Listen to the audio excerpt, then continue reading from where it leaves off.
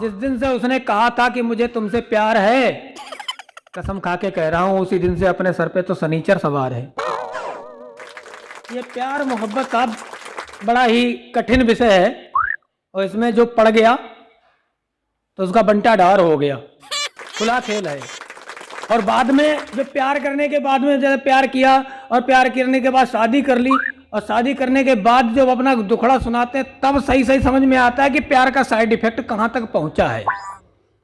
कि जिन्होंने इश्क और मोहब्बत करके ब्याही है लुगाई, जिन्होंने इश्क और मोहब्बत करके ब्याही है लुगाई, मत पूछिए कि कहां कहां और क्या क्या है चोट खाई।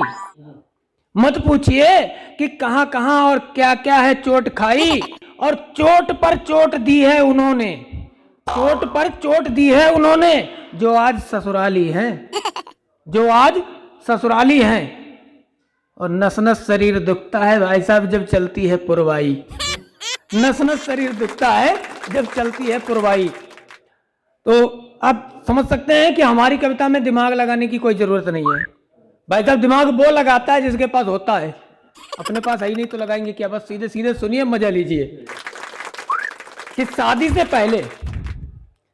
से पहले जिस बाला की मुस्कान पर रोम रोम खिल जाता है, शादी से पहले जिस बाला की मुस्कान पर रोम रोम खिल जाता है, और वही जब पत्नी बनकर घर में दहाड़ती है तो भाई साहब घर का कोना कोना हिल जाता है। और सिस्टम ये होता कहां से आता है, ये सिस्टम कैसे जाता है कि शादी से पहले इतनी धीमी आवाज में बात करने वाली कि अगर पड़ोस में कोई दूसरा बैठा है तो उसको सुनाई तक नहीं देता कि क्या कह गई। तो कि नारी का साउंड सिस्टम आज तक वैज्ञानिकों के भी समझ में नहीं आया है। नारी का साउंड सिस्टम आज तक वैज्ञानिकों के भी समझ में नहीं आया है कि ईयरपीस जैसे साउंड वाली जगह डीजे किसने लगाया है। ईयरपीस वाले साउंड की जगह अब डीजे किसने लगाया है। और ये सभी जानते हैं कि मोहब्बत में साइड इफेक्ट की भरमार है। ये सभी जानते हैं कि मोहब्बत में साइड इफेक्ट की भरमार है, मगर सब कुछ जानते हुए भी इसका आकर्षण भी लोगों में बहुत बेशुमार है। कि अब हम अपना क्या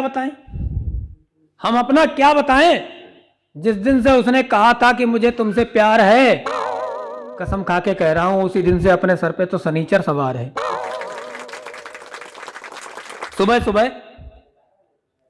सुबह प्रवचन सुनाकर पत्नी पूरा भेजा चाट गई। सुबह प्रवचन सुनाकर पत्नी पूरा भेजा चाट गई और कवि सम्मेलन को घर से निकला ही था कि भाई साहब बिल्ली रास्ता काट गई। कवि सम्मेलन को घर से निकला ही था कि बिल्ली रास्ता काट गई। मैं वहीं पे ठहर गया कि शायद आज कोई अनर्थ हो जाएगा। बिल्ली पीछे मुड़कर बोली, ये आपको थोड़ा सा अजीब लग सकता है, बिल्ली बोली, लेकिन हम कवियों से बात करते हैं, ये जानवर पंछी वगैरह सब बात कर लेते हैं, आप लोगों से नहीं करते हैं, हमसे कर लेते हैं। कि बिल्ली मुड़कर बोली, जा तेरी तो शादी हो चुकी है, अब इससे ज्यादा बुरा तेरा और क्या हो जाएगा। अब पत्नी रोज आप देखते हैं कि पत्नी सुबह, आप पहले भी बता चुका हूं कि भाई साहब हमारे साथ में जो गुजरती है वो हम जानते हैं, और कुछ थोड़ी बहुत आपको मंच पे बताते हैं। हो सकता है 25% भी मंच पे नहीं लाते हैं, बाकी लाने पर और बहुत सारे साइड इफेक्ट होने की का डर रहता है, इसलिए पूरी बात नहीं लाते हैं, ले आते हैं थोड़ी बहुत। लेकिन कि पत्नी की गुर्राहटों को सुनकर दिमाग में विचार आया। हमने फौरन ही एक पत्र लिखकर क्षेत्रीय वन विभाग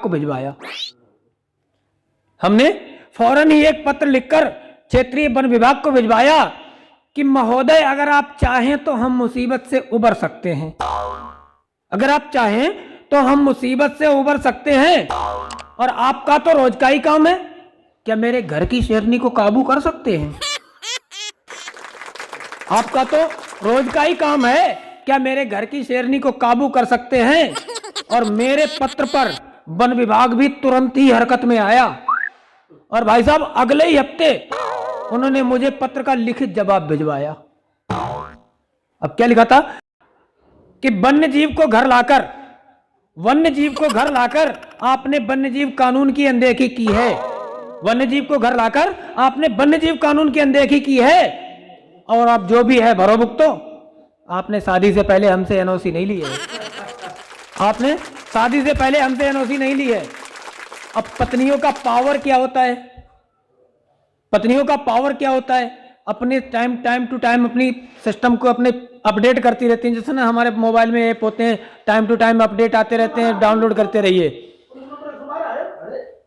तो वैसे ही पत्नियां जो है अपने सिस्टम को अपडेट करती रहती हैं। हमारे बड़े भाई साहब हैं, बड़े भाई साहब के संग गुजरी घटना से मैं बताता हूं कि पत्नियां कैसे अपडेट होती हैं, अपना सिस्टम कैसे अपडेट करती हैं। कि पड़ोस में शादी समारोह था, पड़ोस में शादी समारोह था, पार्टी चल रही थी। पड़ोस में शादी समारोह था, पार्टी चल रही थी। भैया जी दोस्तों से बतिया रहे थे और भाभी अपनी सहेलियों से मिल रही थी। अचानक भाभी जी के दिमाग में कुछ चला कि अचानक भाभी जी के मन में न जाने क्या विचार आया और उन्होंने एक उंगली के इशारे से भाई साहब को बुलाया। भाई साहब को जब बुलाया, भाई साहब की तो हवा खराब होनी थी, पक्का है उसमें, कि हड़बड़ाते हुए भैया जी पहुंचे और बोले, मुझे बुलाने का इशारा क्यों कर रही थी? हड़बड़ाते हुए भाई साहब पहुंचे और बोले, मुझे बुलाने के लिए इशारा क्यों कर रही थी? वह मुस्कुराकर बोली, कुछ नहीं, वापस जाओ, मैं तो सिर्फ अपनी उंगली का पावर चेक कर रही थी। और ये ओज वाले कवि हैं हमारे बड़े भैया, कि ये ओज वाले कवियों की बात मैं करता हूं कि ये भी ये हमें सुनाते हैं, बहुत अच्छी सुना देते हैं, लेकिन इनकी वास्तव में दशा क्या है अगर आपको बता दूं, वो जो श्रृंगार वालों की, तो आप विश्वास नहीं करोगे कि ओज वाले कवि माइक पर बहुत दहाड़ते और चिल्लाते हैं। मैं नहीं चिल्लाता हूं, मैं तो अपने सीधे सीधे बात करता हूं कि ओज वाले कवि माइक पर बहुत दहाड़ते और चिल्लाते हैं और चीन, पाकिस्तान और देशद्रोहियों को रोज चीरते फाड़ते और सुखाते हैं। ओज वाले कवि माइक पर बहुत दहाड़ते और चिल्लाते हैं, देशद्रोहियों और चीन पाकिस्तान को रोज चीर फाड़ कर सुखाते हैं, लेकिन घर में घुसते ही जैसे ही भाभी पूछती हैं कि अब तक कहां थे, भाई साहब सच्ची बात बताते हुए भी ये बकरी समय में आते हैं। और देखिए श्रृंगार वाली बात, हमारे रामू भाई हैं, रजीश भैया हैं, ये श्रृंगार वाले हैं, पता नहीं क्या क्या बता जाते हैं कि वो फला ऐसी थी, वो ऐसी थी, वो ऐसी थी प्रेमिका, उनके साथ में ऐसा हो गया। कि नायिका के सौंदर्य वर्णन कर, नायिका का सौंदर्य वर्णन कर कवि ने श्रोताओं को खूब लुभाया। नायिका का सौंदर्य वर्णन कर कवि जी ने श्रोताओं को खूब लुभाया और उसकी तिरछी चितवन को कटार और जुल्फ को काली नागिन बताया। उसकी तिरछी चितवन को कटार और जुल्फ को काली नागिन बताया। और जब घर पहुंचे तो पत्नी ने मार मार कर 3 बेलन और 1 लोहे का चिमटा तोड़ दिया। घर पहुंचे तो पत्नी ने मार मार कर 3 बेलन और 1 लोहे का चिमटा तोड़ दिया कि मेरी तारीफ में कभी 2 शब्द तक नहीं कहते, और ये इतना अच्छा किस कलमुही के लिए गाया। और इस अंत में मैं पत्नी के सम्मान में सिर्फ 4 लाइनें कह करके, जो मैंने अपना पहला छंद पत्नियों के नाम समर्पित किया है, वो सुना करके अपनी बात समाप्त कर रहा हूं कि गज जैसी काया हुई जाने कैसी माया हुई, कि गज जैसी काया हुई जाने कैसी माया हुई, मुझको तो पूरा शैल खंड लगती हो तुम। भाई साहब 47 किलो की ब्याह कर लाया था, आज 83 किलो की है। कि गज जैसी काया हुई जाने कैसी माया हुई, मुझको तो पूरा शैल खंड लगती हो तुम।